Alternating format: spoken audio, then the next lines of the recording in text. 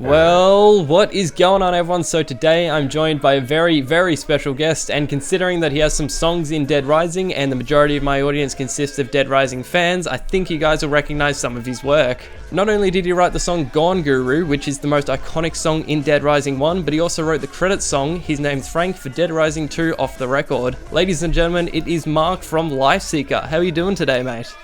Doing pretty good. Thanks, Kyle. Thanks for having me. Yeah, no worries, man. So say that you're at like a dinner party and somebody asks you what kind of music you make. What is Lifeseeker? How would you answer that question? Wow. I probably answer it different a lot of times. I don't have a pat answer, but it's definitely rap, somewhat experimental, rock influenced, somewhat psychedelic influenced. Would you say it's very serious? Would you say it's a little bit silly? How would you describe like the tone of it? I definitely don't try to adhere to one theme, but as you probably know, I mean, there's definitely comedy and humor used a lot. I mean, that's definitely something that I've liked in certain kinds of music, is that a humorous tone can be used as well as a serious tone. And I like to like run the gamut, and even in one song, not just adhere to, oh, this is just funny or this is just serious. Like, I like to keep the audience on their toes a little bit, I would say. Yeah, I can't think of any songs that are like sort of full on silly, but I do like that there are some like silly moments sprinkled out through a lot of the songs. Like for example, in Killer Moves, you say smoking that WEEED weed. You just add that little bit more just to keep the beat. I love it. It's so good. Yeah, it's a good detail. That's a funny one. Yeah, I like it too. Yeah, so who do you sort of take inspiration from? Not necessarily like a rap influence, but just like musically, who would you say that your sort of music idol is? There's a lot of them, and they would be rap, most of them. Starting with like Run DMC from way back, one of the first rap groups I got into, LL Cool J, Beastie Boys, KRS-One, Slick Rick, Ice-T, Ice Cube, Kool Keith, anyone who could tell a good story. Yeah. And like really like storytelling elements were like real important to me, like in the rap that I love. And Nas, it's a great storyteller. Anybody also who could do like metaphors or just a line that just sticks in your head, that you just can't shake. Like like with that thing you said about the WE, like there's certain rap lines that just like amaze me and almost, you know, defy even logic sometimes, that stick in your brain. And I was always trying to like come up with stuff like that, really vivid, you know, stuff that's almost cinematic. And those rappers did that. They had stories, a lot of them, and those are my main influences. I know that's kind of wide, but you know, the Beastie Boys definitely more, you know, were one of my very favorites. Like I listened to their albums like crazy through a lot of my life. So yeah, but all of them.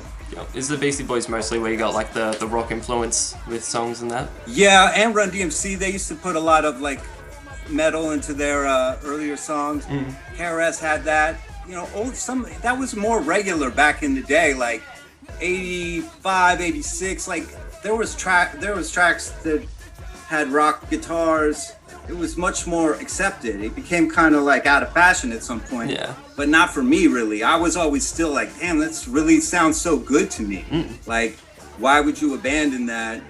And rock and roll comes from a lot of the same places that rap does. So why would you not claim that? It just seemed like some dope that I wasn't, you know, I was still interested in. So that's what, you know, you could hear that in Gone Guru. That's just like me still pursuing that line. Yeah, Gone Guru, I like the fact that it's very rap orientated, but it's sort of got like the funky bass and the sort of echoey riff throughout. So I love that it's a mix of all different genres just in that one song. And like what you said before, it's like, just say like one little sentence or one little line that can really stick with you. It's just insane the fact that with music, one sentence or one sort of little vocal phrase can have so many impacts and like such different meaning for everyone listening to it. It's it's really weird that something like that in music can have such a wide range of how people perceive it. No, I was just thinking on what you said. I mean, it's really true, and I want to say something back, but it's like I would have to think about it. Yeah. So you go on, but I'm going to think about that more. All right. So how long have you been making music for? Not necessarily as Lifeseeker, but just sort of like how long have you been making music? Since like 1985, 86 is when I started making rap, like tapes and stuff. Me and my buddy Acid Bass, we had a crew called the Paisley Crew way back. Okay. And I haven't heard of that one. I didn't do my research. No, nobody knows about this. Okay. This is really old. I mean, people from my high school and stuff did, you know, Right. but you know, that's about it. But we entered into a rap contest. We were live on the radio. We came in second place. Oh, nice. And we were using rock guitar in the songs at that point. So that was my first foray into it. And then I kept doing that. Then that kind of trailed off at some point. And my buddy Gunga and me then started talking about doing Donut Productions. And then we started to do that. And our other friend Josh or Squash came in, and he was doing the beats. And I was writing the rhymes, and I wrote the rhymes for both of us. And then Gunga was the DJ. So Josh came back from college, and we all started to work together. And we really got into it, and we started to make tapes. And the tapes got better and better, and we started to put more stuff onto the tapes, and they got thicker. And by the third tape, it was like we called it the shady side of the donut, and that's a play on the dark side of the moon. So that tape circulated a lot, and we got a review in the local paper, and it was doing kind of good. We handed it out, and we had some notoriety from that. And then through friends, it got down to Grand Royal, the Beastie Boys label, or the Beastie Boy camp down in California, Southern California. And through that, they started talking back and forth to us, or people from their camp, and we were talking about going down there and recording. So our heads, we were kind of like getting like, whoa, this might be a big move for us. Like, this might be a big step forward. And that sort of fell through for whatever reason. I'm not really sure, but and that kind of like had some problems on our group. Like, it just made things hard, like we kind of got elevated, and then our vibe sort of got like messed up a little. Well, we got kind of handed to Mowax somehow through that transaction, I think. Like, somehow the dude from Mowax down there in Southern California heard about our stuff and talked to us. Then we hooked up the Shady Side of the Donut. A lot of that came out on Mowax as 1995. And after that, what else? And then we had something called Wirecutter on the Heads 2B, which was like, I think it was just an instrumental on there. Right. So then we had those things come out on Mowax, and that was cool. I mean, we were pumped for sure, because like we were going from handing out tapes to actually getting something released on sort of a major label. And so that gave us exposure, but the vibe kind of changed. My buddy who did the beats was sort of, I think trying to do the instrumental stuff that Mowax was their forte.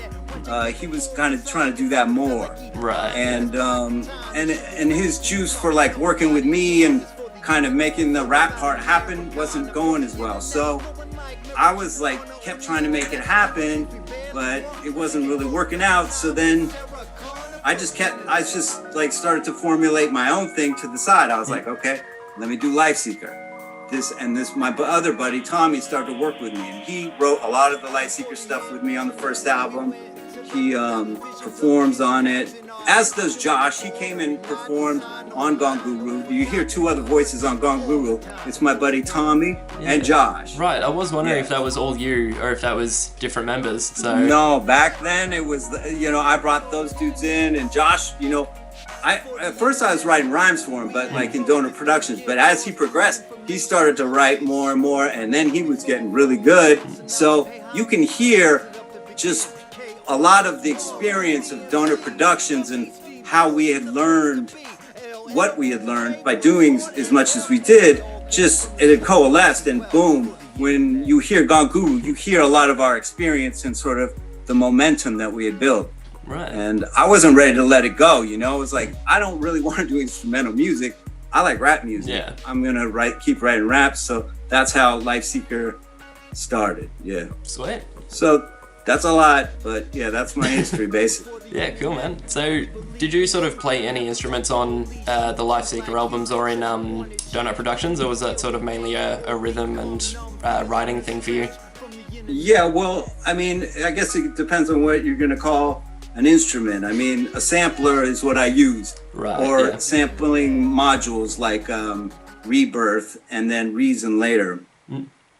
But no, I'm not really fluent. I can play the keys somewhat, but you know, I'm not that good. It's mostly rhythmic and it's mostly sample based.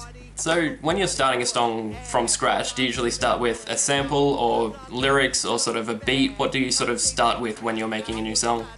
It depends, really. They can come a couple different ways. Definitely like a good beat. If you come up with a good beat, you know, and that can involve, you know, tapping it out or just, you know, tweaking a sample or whatever. But once you get a good rhythm, sometimes that will make you start to rap, or that will make you start to write a lyric, for sure. And then if you make a good enough beat, it's like the song can basically make itself. Or you know, the momentum is provided by the beat. Once you get good at it. But a melody sometimes, but also just a phrase like, I don't know, like on this new album I did the song Your Party Is Ass. Like I was just driving around and I was thinking about how my cousin used to say ass about things. Excuse me. He'd say that was ass, and it started to crack me up just thinking about it. It was just funny. So when I was driving, I started to say your party was ass, and next thing you know, like I'm saying all sorts of stuff in the car, and just by the time I get home, I have like half the song written, just from these crazy rhymes that I'm making that are making me laugh. So a phrase can definitely do it, or pretty decent on the first album. Like I had a crazy night. I came home, I woke up kind of hungover. I was like, that was pretty decent. And then I started laughing that was like the way I was like thinking about the night. And then I just like started writing the rhyme, and I wrote like 3 pages or 4 pages, and the whole song was there. Yeah. So, and Gone Guru is sort of like that too. It's like we were going to a Ween show, walking to the venue. We had been partying at my friend's house, Tommy's house, and as we walked, my other friend Rom was talking about he had been at some party or something in LA at like a celebrity's house, and he was talking about how the food was all real healthy but like delicious, and there was all this crazy stuff at the party, and I said, he's Gone Guru about the celebrity. And then my friend Tommy was like, Gone Guru. He said, you should make a song like that. He said, make a song that's like Ice-T's Pimpin' Ain't Easy, but from a guru's perspective. And I was like, yeah, that sounds pretty dope. And then I said, and it'll also be like he's like a gone cat, like a gone guru. Like, yeah, that guy's gone. And then, you know, that whole concept spun out of that. So stuff like that. Phrases really can take hold, you know, a good title or just a good... I've rolled off that many a time, so yeah. As funny as that he said, you know, you should make a song about that, just like a throwaway comment. Little did he know what that song would become. Yeah, and he helped me write it too. I mean, he was good like that. He would notice things and just clamp onto them, and I would have just forgot, you know? Yeah. Like it was just something offhand I said, I just made it up. He was good like that. He was a good friend. Yeah, it just sounds like something Gone Guru, and it's like, what is Gone Guru? What do you think it is? Just like make a full song about it. This is what Gone Guru is. That's cool ass. Exactly. That's what we did. I don't think we planned out what it meant, but I think it means something. But I think it was just like, let's just go guru on this song, and that's kind of what we did. That's good as, man. Yeah. So what's something about like making music back then that you sort of miss about nowadays? Either like sort of the stories that could be told or like music production. What's something about making music back then that you miss about today? We used to tape stuff, you know. We used to work on like 8-track tapes or 4-track tapes, just a cassette, but it would access 4 tracks on the tape. And like my early experience with hip hop in general and rap music involved a lot of tape. Like I got a tape from this kid Che who moved across the street from me, and he came from Manhattan or NYC, and he gave me I was somewhat of a fan of rap. We started talking about it. He had like shell toes with the fat laces. He was like coming out of New York, like very rap centered. And you know, he schooled me, and he gave me this tape that had like the Dynamic Breakers, Freeze Force, Boogie Down Bronx, and the Beastie Groove, I think, was on there. And you know, I didn't know the Beastie Boys back then, didn't know they were white. They just sounded like, it was all sounded very related, all that music, and it sounded really awesome to me. But my experience of it was through tape, and the sound of tape, and just recording in little studios that were bedrooms or whatever with my friends, and that kind of vibe, you know, tape was involved with that. And I still think, even though I'm trying to do like high-end production to some degree, I like the lo-fi kind of tape sound. It's something I associate with hip hop and rap. So that's I don't want to go back exactly, but I do.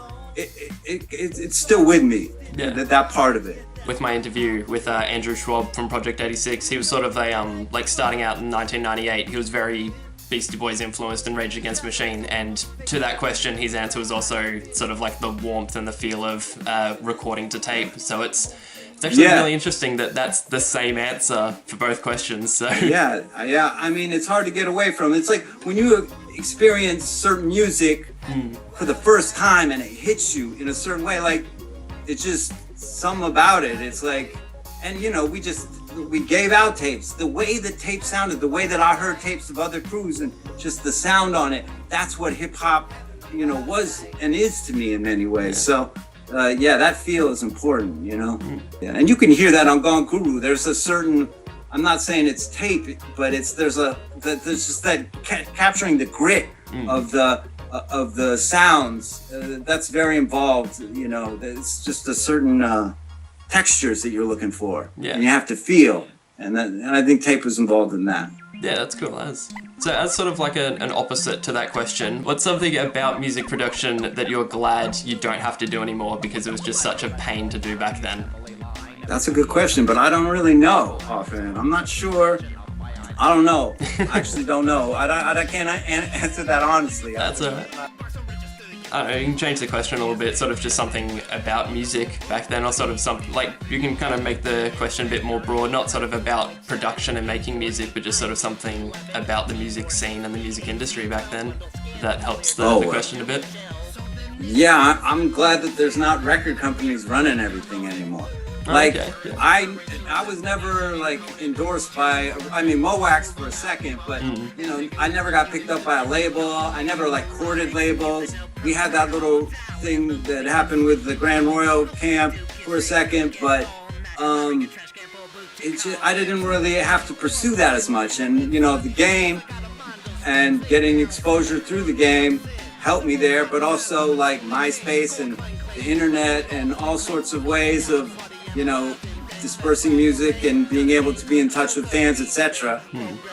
I'm really thankful for that, and I'm kind of glad that you don't just have to be, you know, beholden to, you know, people telling you what kind of music you make or whatever. Like, I was always trying to avoid that. Yeah. You know, I really wanted to make my own kind of stuff and be as wild and crazy or whatever as I wanted to be. So yeah, nowadays there are a lot of independent musicians, which is really good. There's sort of not many, like, you can say whatever you want about the music scene and people sounding the same or whatever, but it's like, it's really good that there's a lot less people in the music industry trying to copy each other. It's sort of a more broad thing nowadays, which is really cool. That you can, you can just make an album in your bedroom with not having to have somebody breathe down your neck, making sure you sound this way for the audience. You can be yourself.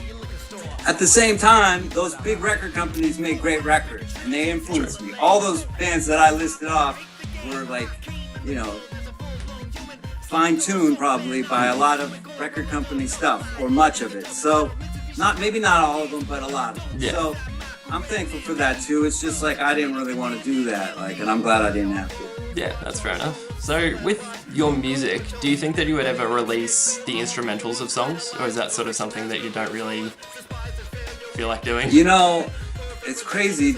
I mean, I've been asked to do that a bunch of times with Guru, and it's like, I've looked at the files and stuff. Some of the plugins won't open anymore. It's like they're that ancient, and I can't get the same sound out of it. So it's like I was doing all these little tweaks. So to do it, it was just it wouldn't be as good, I don't think. And I'm not dying to hear anybody rap over my beats. I don't know why, but I mean, if I was really into an artist and they wanted that, and we were working together, maybe. But just to give it out, I don't know. I haven't had that urge. Yeah, that's fair enough. So it wasn't as easy as just taking the vocals out. You had to sort of really tweak it together. Yeah, well, there were a lot of adjustments done through plugins and stuff that made it sound the way it did. Yeah. And some of them on the vocals and on the beat, you know. But I'm curious though. What do you think would be the advantage, or is that something you'd be interested in hearing? Yeah, absolutely. Yeah. Why is that? What would you play along with it, or what? Or you want to try to do your own vocals, or? Maybe I'm not much of I'm not at all a rapper. I don't really listen to. You're sort of the only rap or hip hop artist that I do listen to. But it's sort of. Yeah. It's mainly just to listen to it, just sort of the intrigue of, I wonder what the instruments are doing behind the scenes. Not saying that your vocals are getting in the way or anything, but it's Well, yeah, they probably are. Just sort of the curiosity of what the synth is doing, or sort of what the riff is. Robotic Science, I really love the synth riff for that one, so... Thank you, dude. I feel like I rock that song, and I program those bass lines and those, synth sounds, and I thought that beat was pretty fat. I'm glad you enjoy it. That's really nice of you to say. I got to think about it. I don't take it that seriously. I'm kind of always wanting to make new music. That's to go back and fuss with old stuff is but I could put stuff out on SoundCloud. If I got in more conversations with fans on YouTube in the comments about that kind of thing, maybe I could get more inspired, and I will definitely think about doing it with Robotic Science. Awesome, sweet. Yeah, it's mainly the the For Life songs, because they're very the synth sound on those songs are really good. So it'd be sort of just mainly just a curiosity thing, and just to listen to them and sort of just see what the beat is doing, what the sounds are doing. So it's sort of it'd just be mainly just to listen to it, but just to sort of see what's going on. That's really nice to hear. Thank you. That's absolutely, man. So considering that, like you said before, the majority of the people that watch my videos are Dead Rising fans, I think that they would be very upset with me if I didn't sort of mention the connection between Dead Rising and Gone Guru. So I think we've got a question here from Reddit, because I went on Reddit and asked people, the Dead Rising subreddit, what they would like to hear from you. So whoa. Surprised. So, I didn't know there was something like that. Yeah, absolutely. On Reddit. Dead Rising Reddit, huh? Yeah. There's a lot of people just making memes talking about their achievements on the game. It's a really cool community, so you should probably get on that. Oh yeah, I will check it out. Yeah, so from Reddit user Keith Cat, what was the process like having Gone Guru featured in Dead Rising, and what was the pitch to use your song in the game?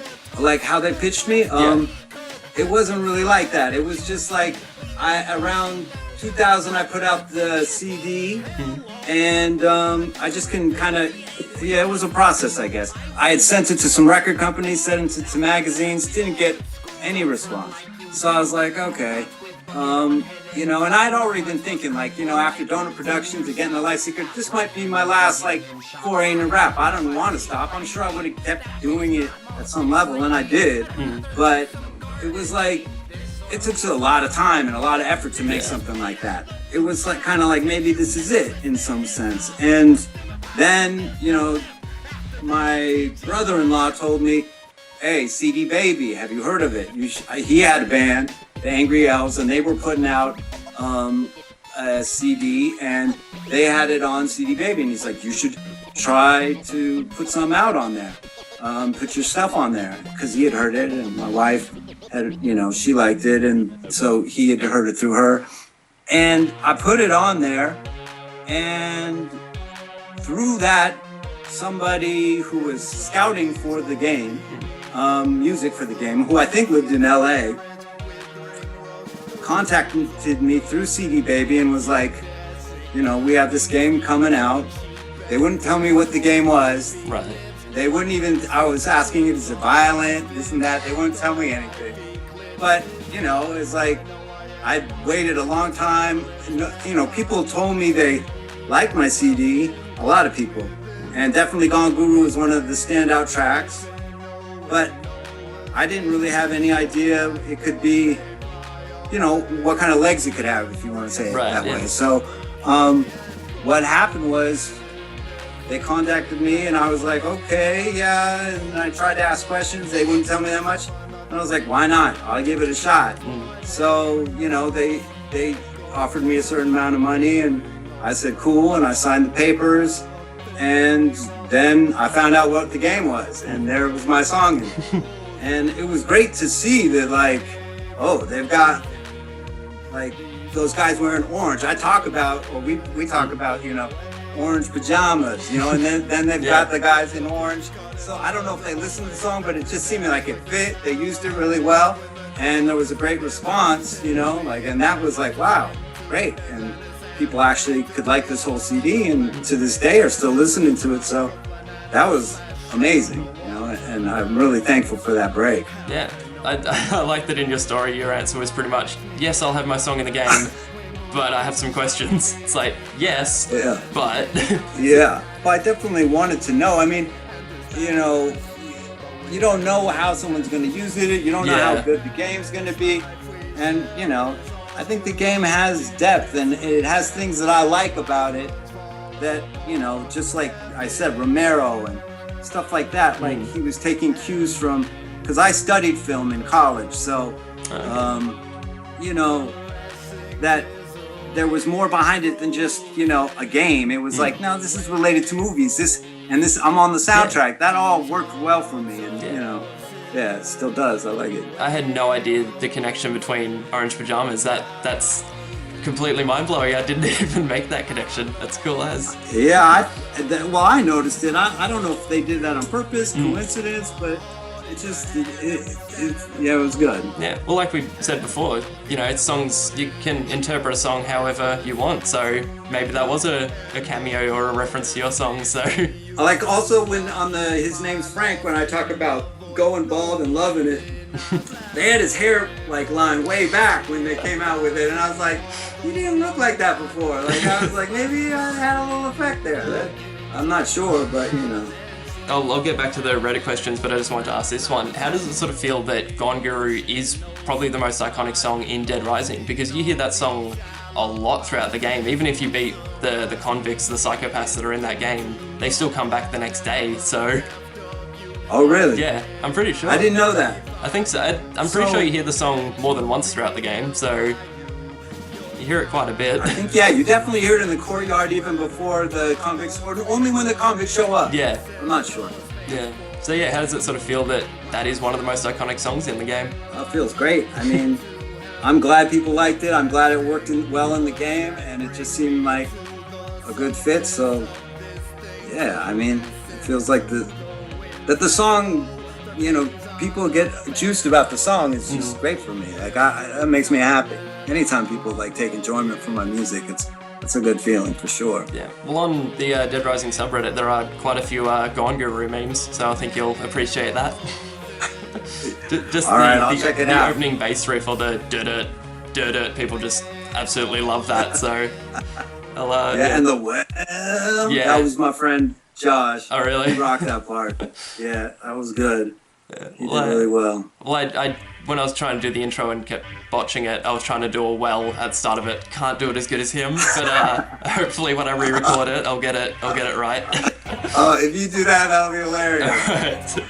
So from Reddit user Rocky Banana, so he wants to know what sort of Gone Guru is about, but I know that musicians don't like to sort of give the explanation of their song, sort of the interpretations, what makes it, so maybe just like a little hint about what the song is about.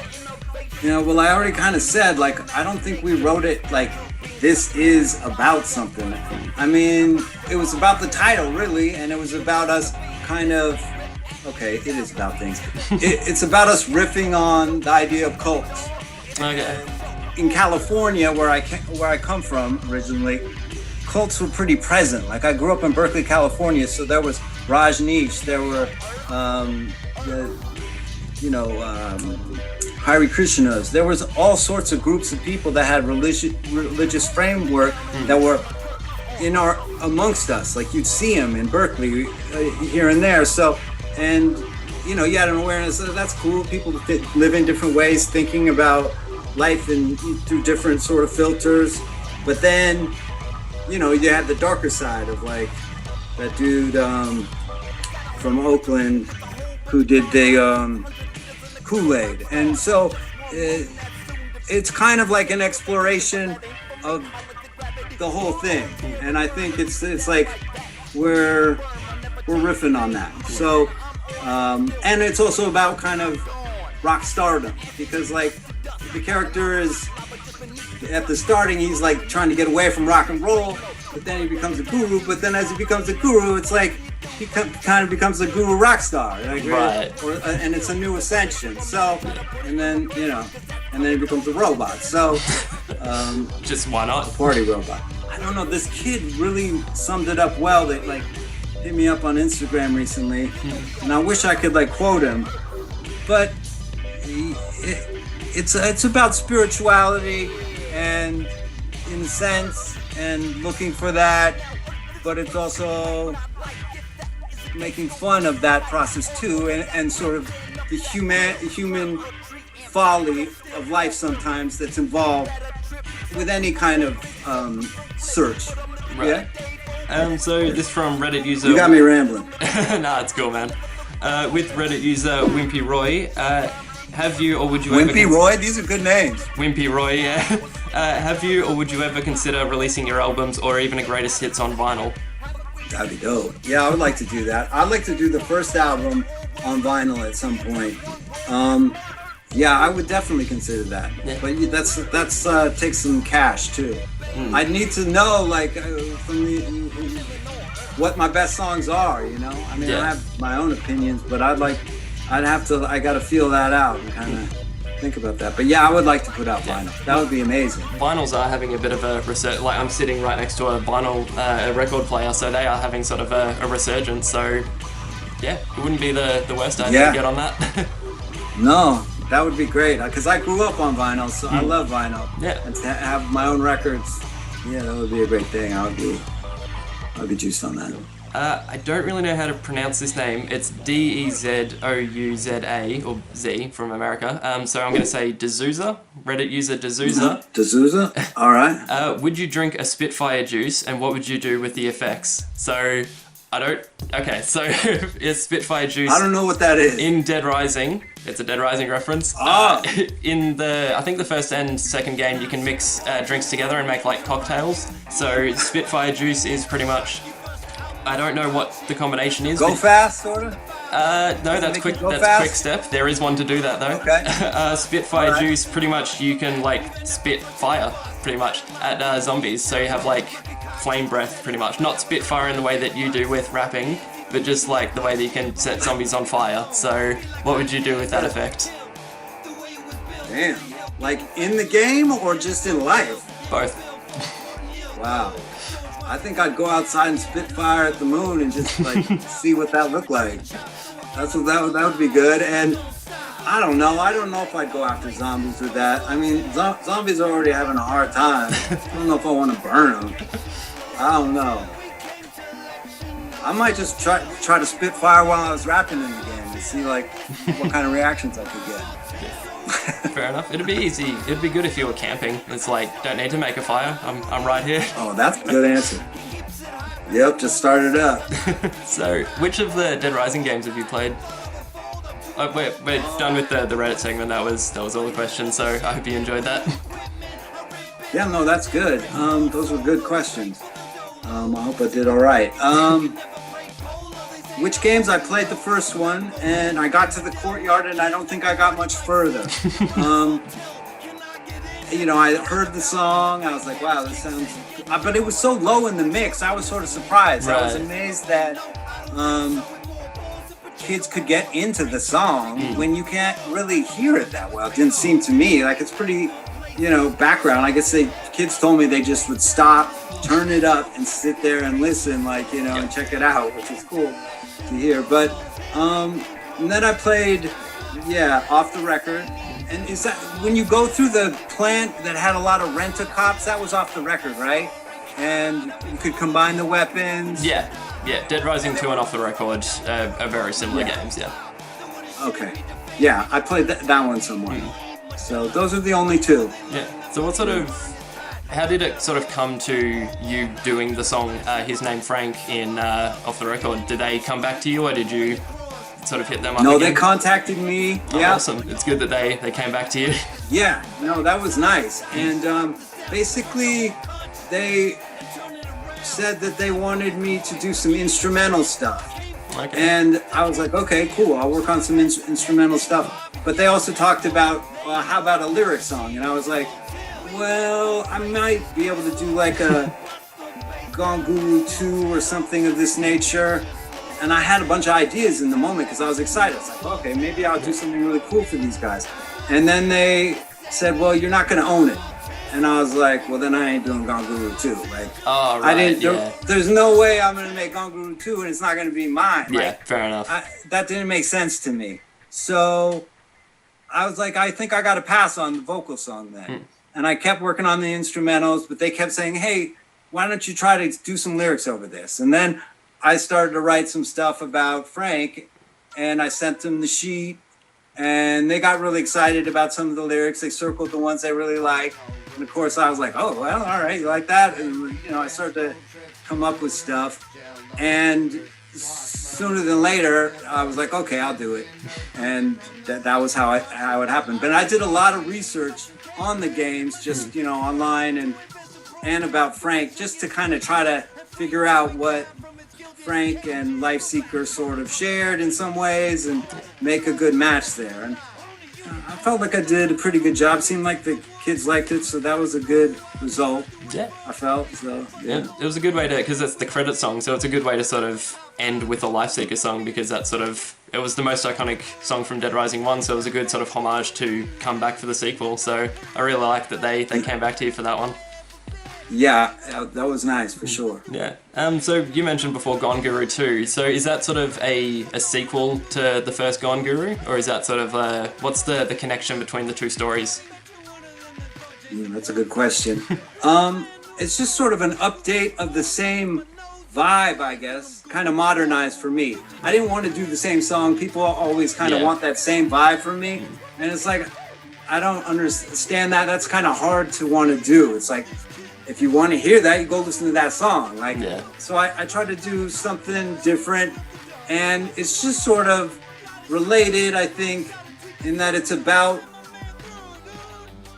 a group and sort of their interactions, but it's just from a different perspective. It's from, you know, an older perspective, and kind of with a different vibe. I don't think it's quite as aggressive. And, you know, that's just because that's not really where I'm at as much, you know? Right. You know, it's a little bit more chilled out, slightly. Fair enough. But still with a robot and, you know, and some adventures. Is he still a robot, or does he go back to human and then robot? He's at the start of the song, he's robot. He busts out of the robot, continues his journey, meets up with his buddies, and actually, you know, reverts back to a robot for a while, then reverts back to human and makes it out human. So he's kind of become, it's kind of the first song in reverse. Like, he became a robot in the first one, and he becomes more human in the new one. I like how casual you are about him just becoming a robot, like it's just a thing that happens. Hey, that's lifeseeker, man. You gotta roll with it. Exactly. You can't take songs too seriously. If you need to become a robot to make a hit song, then that's what you gotta do. Yeah. I mean, I can't design the robot in the song. I mean, it's hard. It would be hard to lay out the schematics and everything. Right. That would be a whole song in and of itself. With the music video for Gone Guru 2, how did that sort of come around? Was that sort of an idea that you always, like the storyboards that you always had in mind, or was that sort of something that just came to you in the moment? They came to me when I was just like, I really wanted to do an animation for it, and I searched for an animator for a long time, and I found that guy Chief Npax, who's really talented, and if you can check him out on YouTube, you should. He's got a good channel, ENPAX, Chief Npax, and he, we started to go back and forth on it, and I storyboarded it. A lot of my kind of film learning from back in the day came into play. I storyboarded many of the bits. And, he came up with some stuff because he's really good at that. And he formatted it out. And, that's basically how it worked. Did that answer your question? Yeah, absolutely. Because I really like the sort of flash style animation of it. It's really sort of, it's just very different, It's very cool to see something like that, like a very cartoony kind of over the top animation for your song. I liked it. I thought it worked well. Yeah. And it makes me laugh. Like, a lot of those bits, like, they were good. Like, and they were very lifeseekers, so yeah, that was good. Yeah. How do you come up with the characters for, like, the character in Gone Guru or Doc Props, who's like a sort of recurring character throughout the songs? I don't know all the characters, but there are quite a few recurring ones. Yeah, there's Doc Props, Dutchman, and P-Flake. Those are the three main kind of. They're their own little crew. Right. And they're in Tour de Force on the first album. Okay. But they reappear in subsequent albums. Not so much in Heavy Mellow, the newest album, but the other ones. And sometimes those guys have individual songs. Me and Tommy came up with those characters early on during the first album. P-Flake was sort of my character. Dutchman was sort of Tommy's. And Doc Props was this mystical dude. So, I don't know how exactly we came up with them, but it was kind of the names, like Doc Props. It just made us laugh. Dr. Prophecy, It just sounded like something from a comic book.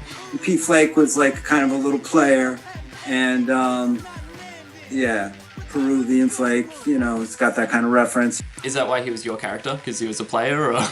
Maybe a little. Maybe that's kind of how I thought of myself at some point in my life. I don't really think of myself like that anymore, but yeah, he's kind of a little go-getter. He works hard, and he's, he kind of pushes the crew to keep working, and he's kind of a workhorse. That's kind of his style. And he's maybe a little bit, at times like brags a lot, and he's kind of like yeah. So he's got his foibles. All those three characters have their foibles, but they come together, and they're better than they are alone. So yeah. Is there like a canonical way that they all look? Like, is there like a drawing of all of them that exists? Oh, yeah, definitely. You didn't get the CDs yet, maybe? No, they haven't arrived yet. I don't know why they haven't come I'm so sorry yet. about that. No, it's fine, man. Yeah, I'm gonna go to the post office tomorrow. I have to send out a CD, so I'll take the receipt and see what's up with that. Thanks, man. Yeah, but there's a picture on For Life. You take out the sleeve, and there's a picture of the crew. Oh, so wow. You'll see what they look like. Yeah, my wife did that illustration. Oh, cool. It's good. Yeah. Is your wife an artist? Or? She is. She's a talent artist. She's a woodworker. She's very talented in drawing. She's just a creative soul. Yeah. And she talks to me a lot about Lifeseeker, and we come up with ideas, and she appreciates a lot of that stuff. So, yeah, we have interplay going on about that for sure. Yeah. What does your family and your kids think about Lifeseeker? Are they into it, or are they not phased by it? He's like, it's all right. He told me one of my videos for one of the new songs. He said, "This is a fever dream." I don't know, but there's definitely songs he likes, and he actually, his idea, it was his idea for Wow That Pizza. He said, Dad, you should do a song about pizza. And it should be that. And maybe at dinner I had said, wow, this pizza is so good or something. And then he's like, and he just kept pushing it. So I said, okay, I'll make that one. And he gets 25% of it if it, like, you know, makes any money. So, yeah. It's cool. I like that in the in Heavy Mellow, it goes from No Phone, which is like a sort of heavy sort of hip hop beat, and it's instrumental, and it's quite sort of, I find it calming. I don't sort of listen to lo-fi music, so I kind of find I listen to a lot of heavy metal, so that's sort of quite calming and chill for me. And then you listen to, like, immediately after Your Party Was Arse and Wow That Pizza Tastes Good, like a complete change from all of those. I just love it so much. That's good. Yeah, I definitely try to, and I think tapes come into play there from the past. When I used to make mixtapes, it was always about making the songs pop off each other, like something different. You know, you end like a kind of a mellow, slow song, and bam, you hit them with something a little more exciting. And I'm trying to do that, and maybe that's some of what you're feeling coming into play there. It's like I'm still making mixtapes when I'm making my music, you know? I'm just trying to make different songs with different vibes and then figure out how they can fit together in a good way. That definitely comes from, like, one of my favorite bands, Ween. They do, like, a lot of genre changes. I don't know if you've ever listened to them. And their albums sometimes, like, they would do, like, a different sound on different albums. Like, The Pod is, like kind of psychedelic and crazy, and then you could have, like, the more smooth sounds of Chocolate and Cheese, and, you know, their sound would change album to album. It was like almost, I don't know, it's hard to describe, but I try to do that on my albums, and they also will hop genre to genre within an album. They'll do like a glam song, or a straight ahead rocker, or, you know, something crazy about ordering tacos or pollo asado at, you know, at a taqueria. So they really mix things up, and the Beastie Boys did the same thing on their albums. Their first 3 albums, I feel like, had that thing where they would, you know, it was a sound. The first one had a definite sound. Paul's Boutique was a real change, and Check Your Head was a whole nother thing, and it was more live and like distortion and stuff like that. So I take cues from those 2 groups in that way, when I just, like, will change and not adhere to, like, just trying to have the same sound throughout the album. That's sort of boring to me. It's quite exciting to just be like, what kind of song do I want to do? How can I just change gears now and try something different?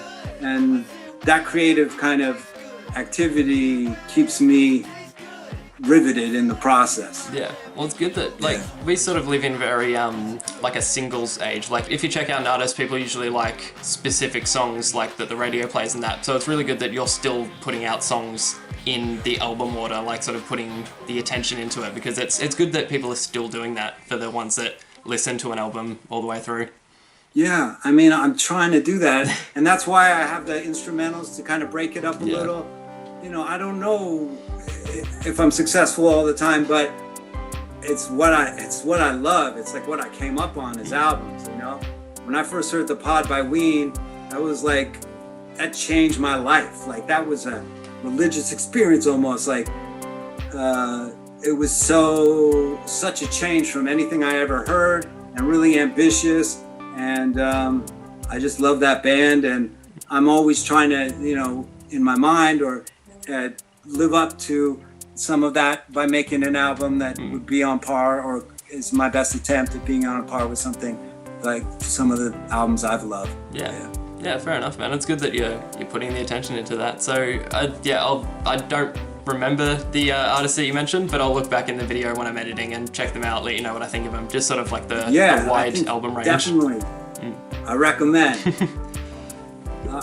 Maybe The Mollusk is a good place to start. You like rock and roll? There's some good rock tracks on there. Buckingham Green, that song is really good by Ween. The Mollusk. Ocean Man, that's one of their really big songs, beautiful. There's so many good songs, and they do really poignant songs too. It's like they have humor, and then they have like really poignant songs. And I really try to do that too. It's like I'll do some funny stuff. I'll do a more aggressive rock track, but I want to be able to do like try to rock a ballad too. I'm gonna try to do everything I can. Like, you know, I want to just, you know, have a wide breadth of styles I can rock. Yeah, even like the instrumentals, like you mentioned before, it's good that you sort of have the mix between, you know, Your Party Was Us or something like that, and then No Phone or Pentatronik, which I really love. Pentatronik was by my brother, another brother-in-law, my sister's husband. He did all the instrumentals on the first album, except Welcome. So those were just like, you know, he came through on that. He had given me the tape. I asked him, and yeah, those are really beautiful. Like, he did such a good job, and he's working on music now. So I don't know what'll come of that, but yeah, I'm glad you like that. And thank you for saying the No Phone. Like, I thought that one came out really good too. Yeah. And it's cool that it can be kind of calming. That, because that's, I mean, it's got heavy drums, but it's got like kind of a pastoral feel. Like you could be rolling in your car and just sort of cooling out to it. That's how I kind of try to make it. And even with Pentatronik, it's like, it's a very, like, it's weird that so many moods that you're feeling, or that I'm feeling, it's like if you're sad, you can listen to Pentatronik and it's a good sort of sad song, and then it's a good calming song, and it's a good sort of like upbeat song. It's like, it's just one song. It's the same song that you're listening to, but it's got so many different ways that you can perceive it. Even, it's not a lyrical song, but it's good that you can kind of just take whatever you want from it, because it's just got so much different vibes going on in it. I'm glad you could feel that. Me too. I definitely, when I heard that and those songs, Axe and Pentatronik, I was like, damn. Yeah. So you've made an album, and actually, which one comes first, the album or the album cover usually? Like, do you finish the songs and then go, all right, now it's time for an album cover, or does the album cover usually come first? That's a good question. I think it comes in the middle somewhere, you know, when you kind of realize what the vibe of the album is. Right. You're definitely looking everywhere, kind of, what could I use? You know, and then you see something and it just feels right. And then it's probably somewhere in the middle, you know? It's not at the end. I've never been at the end and been like, what am I gonna do? Like, I'm thinking about it way too much for that to happen, you know what I mean? And on this new album, Heavy Mellow, my son came through and I was like, what am I gonna do? And then he just came up with his like collage and made it, and he said, Dad, I made this for you. I thought you'd like it. And I was like, oh shit, this is it. Like, this is it. And it really works well. I think it's perfect, you know? So sometimes like weird coincidences or whatever happen and it works out, and it's just like you gotta wait for it and have your eyes open for it. Yeah. Was it like the perfect timing? You're sitting in front of your computer, like, what am I gonna do? And then, like, from the heavens above, the photo comes, and you're like, yes. No, it wasn't like that. It wasn't like that. It was just random. It was more random, you know? Yeah. So when you're, like, just the behind the scenes, or sort of an explanation of all of the different albums that you've done. So you've done the Lifeseeker, the debut album. It's called self-titled debut album. Self-titled debut album. Yeah. They listed as Lifeseeker even on CD Baby, and it's like, no, we wrote the title on the front, self-titled debut album. It's like, it's supposed to be kind of funny. Like, right. They thought that was just the name of it. It's like, it's annoying. I don't know. That they missed that. They just think it means Lifeseeker. Yeah. So you've got the Lifeseeker. Oh, sorry. I did it again. Self-titled debut album. You've got this is supposed to happen. It's part of the joke. Yeah, I think. Yeah. So it's self-titled debut album, For Life, Nugs, and Heavy Mellow, which released 2019, was it? 2020. 2020, right. And then you've got the single for Before the Internet. What is sort of like the behind the scenes or the design process that you had for all those albums?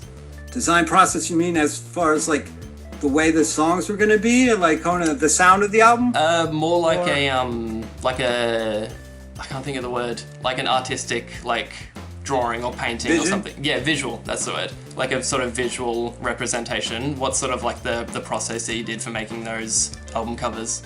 It was all different. You know, the first one, Tommy, my buddy, came through. We were trying to come up with ideas, and he busted out some old pictures. There was a picture from my old roommate from the dorms at SF State. Me and Tommy met at SF State, and my roommate, he was kind of a crazy guy, and Tommy had a picture of him that was a crazy picture, and I was like, that's perfect. Like, that's just like such a funny image, and that kind of, I don't know, it just felt exactly right for Lifeseeker. So for the first album, self-titled debut album. Did you do it? Did you make the mistake? What's that? Did you just call it Lifeseeker instead of debut album? I did. Yeah, it's easy to do. Why do you don't want to say all those words? Exactly. On the second one, that was a friend of mine, Ram. I'd asked him, I don't even know how. We had just been in communication, and we were looking for a logo, maybe for T-shirts and stuff. And he drew up a bunch of different ones, mocked them up, and sent them to me.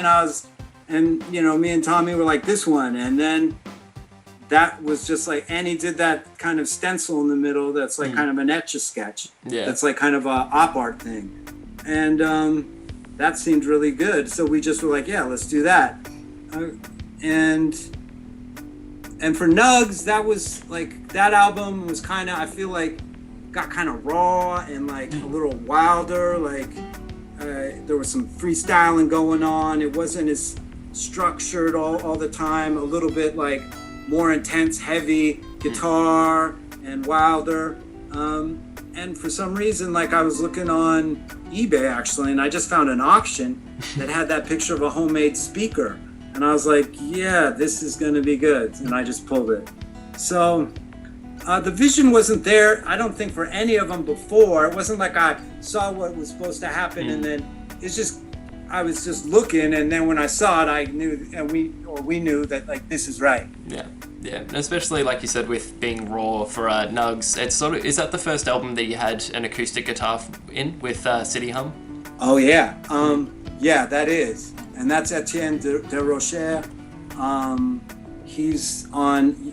You can click on Spotify and hear his album, but he was a guy I knew from Berkeley. That was kind of a track. He came and visited me in Manhattan and stayed at our house, I think, or at our apartment. I can't remember, or we just hung out, and one day he came over and I had a beat and I lined it up and he busted out his guitar and he just played through on it, and I was just like, damn, like this sounds great. So I did a little edit, but not too much, and he put the microphone out of the window. He's like, let's get some live sounds. So you got the traffic in the back, and so it's got more actual instrumentation on it than any other album, you know? Yeah. So you got the live, and then my brother-in-law played some of the guitar on some of the songs. My buddy Lou played on Turn the Power Up. Yeah, he played on that one. No, wait, did he? I can't remember which one Lou was on. No, Black Cat Lou played on. Okay. Turn the Power Up was my brother-in-law. Yeah, cool. So a lot of instruments on there, some guests, you know, trying to get more of a live feel, a little bit wilder. I think, influenced by The Pod, thinking about The Pod definitely on that album, Ween's album, The Pod.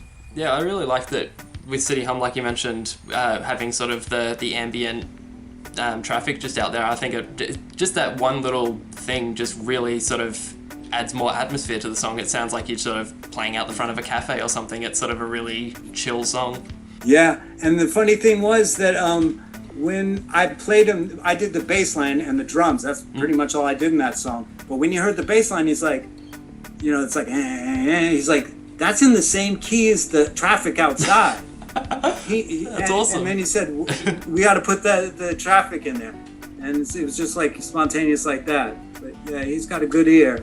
That's crazy. I didn't pick up on that. I'm not very, I don't really know much about music theory. I didn't either. I didn't know that at all, But yeah, that's what he said, so cool. That was cool. So this is a question that my brother wanted to ask, and he's a guitar teacher and a guitarist. Wow. So he wanted to know if you're familiar with the Hendrix effect.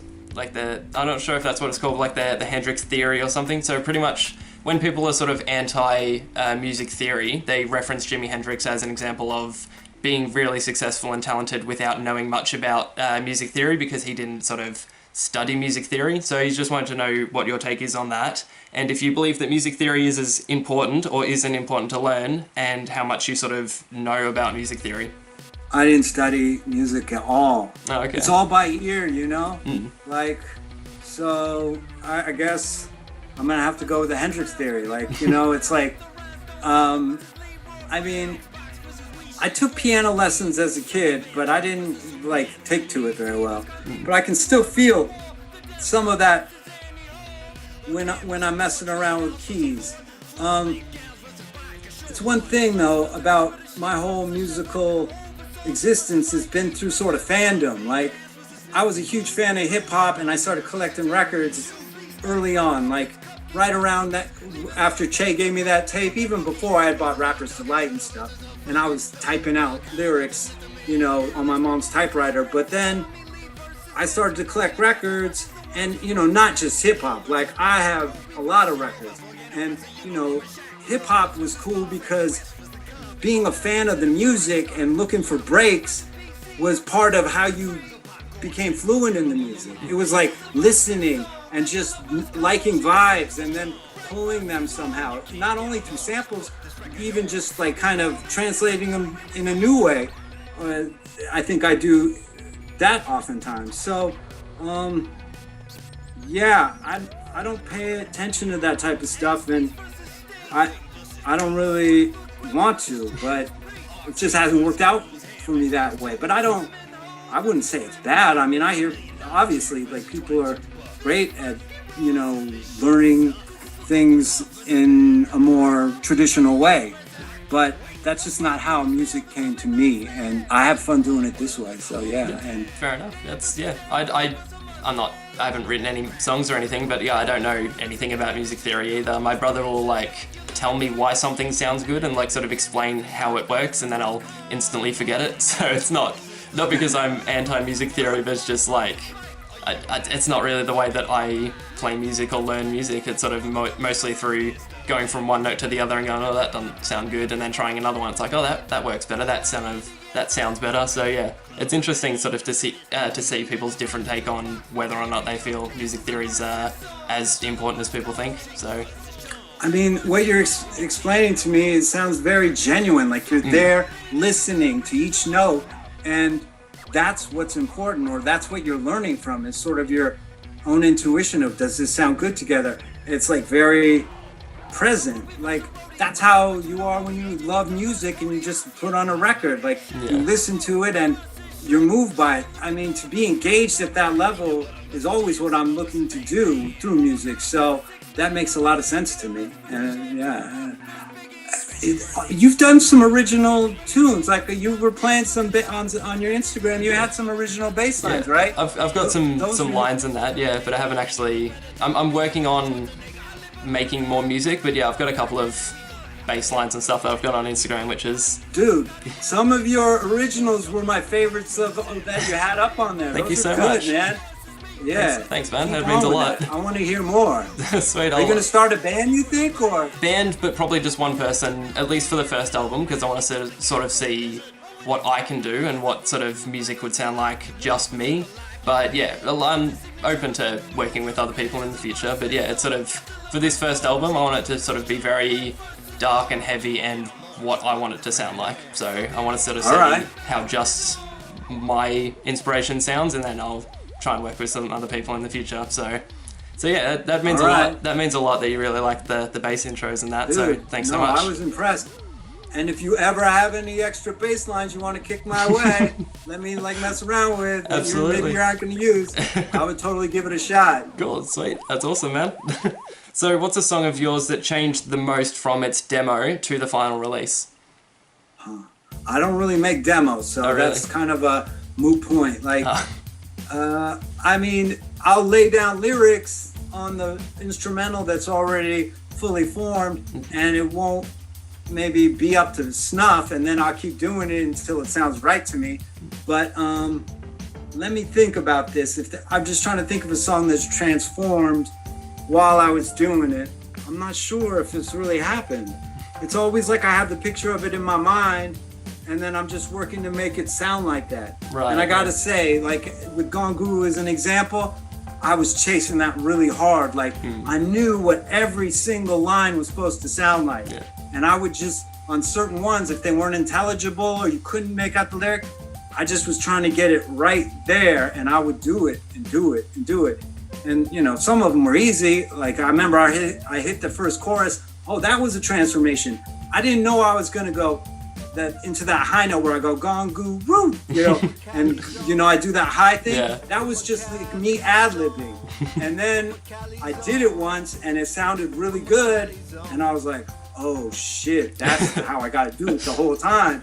But then I was like, I don't think I can do it again, like, because it's just like, but then I just did it and it worked out, and finally I could make the other ones sound as good as the first one. But yeah, so there was some transformation there, but I'm having trouble coming up with like a whole song that really transformed that much.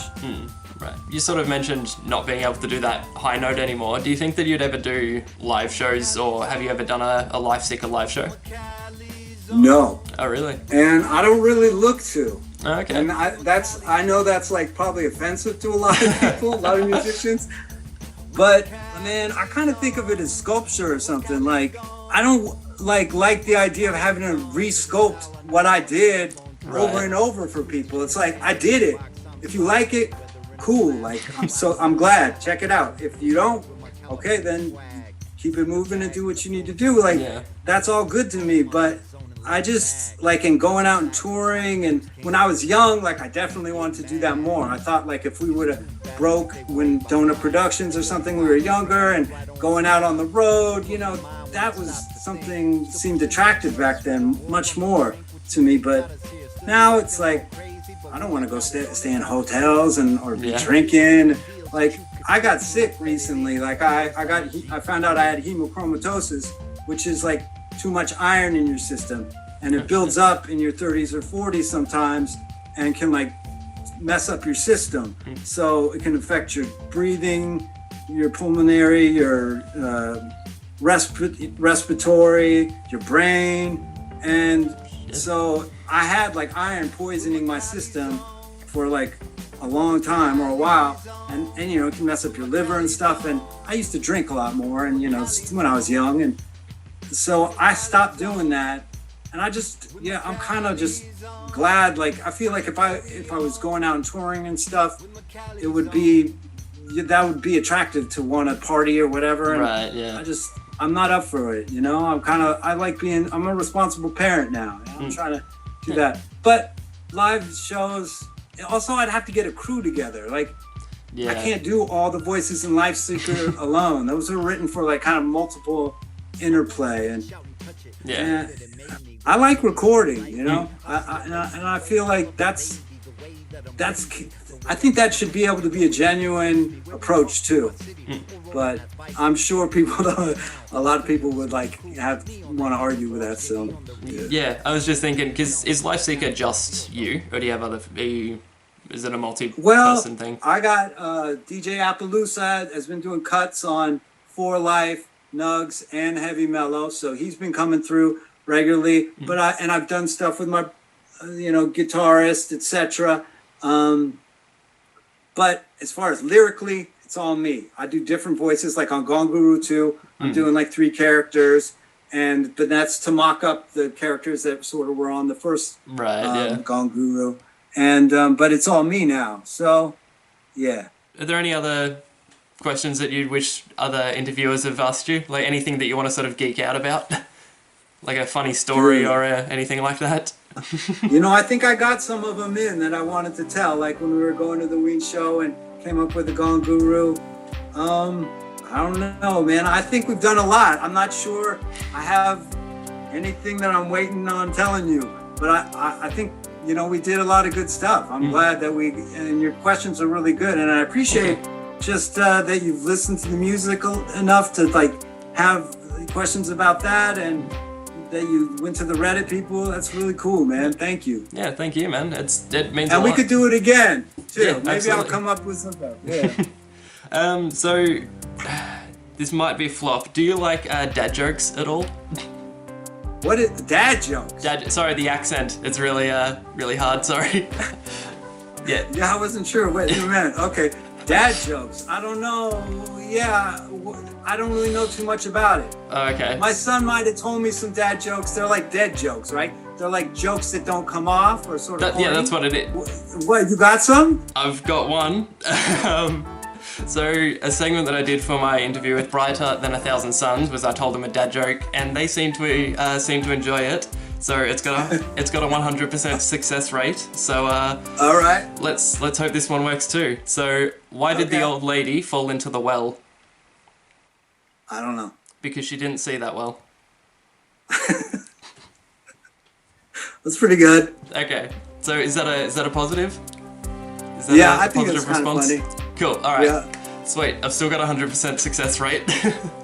Yeah, I wish I had one to go tell you. And I'm sure that my son told me a good one, or my wife did, but I've forgotten now. But I'll have that next time. I'll have a dad joke for you next time. All right, sweet. So sure. It's weird that you're the dad of the family and you're the only one not telling dad jokes.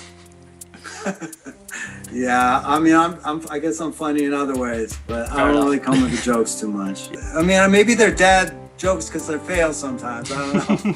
But is a dad joke supposed to be a fail, or supposed to be sort of a fail and kind of funny? Sort of a fail and kind of funny, like a pun or like a play on word kind of thing. Okay. Yeah. All right. And sort of tame, sort of maybe? Like, it's not like... Yeah, it can be... I don't know, it depends how old your kid is if you're telling a dad joke. Like, it can be somewhat raunchy, but I don't know. It's up to you. You gotta feel the vibe of the room. All right. I hear that. I'm gonna get my dad joke game up for next time. Cool. So, This is the one that I told Brighter Than a Thousand Suns. So, how do you find out the gender of an ant? I don't know. If you put it in water and it floats, it's boy ant. It's a really, I'm really laughing, lame... but I think it's because that was dumber than me. But I like it. It's a really lame jokes like that. That's what we're aiming for. Yeah, no, that's good. And it's tame. Yeah. It's tame. Cool. So thank you so much for this interview, man. I've had a blast. I hope you enjoyed it too. Yeah, it was great, Kyle. Thank you. And if you got to edit out some of my flubs, feel free. I made a lot of flubs too, so a lot of editing to do. I really appreciate it. I'll be in touch. Cool. And I'll be listening for new bass lines. Sweet. Thank you so much, man. Was there anything you wanted to plug or anything coming up that you wanted to advertise? Like your social media handles? I'll be on YouTube talking about some merch, and check out Heavy Mellow, my new album.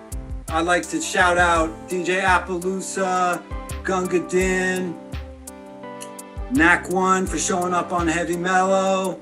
Check his album out, Vernacular, his new group, Squash, What's Up?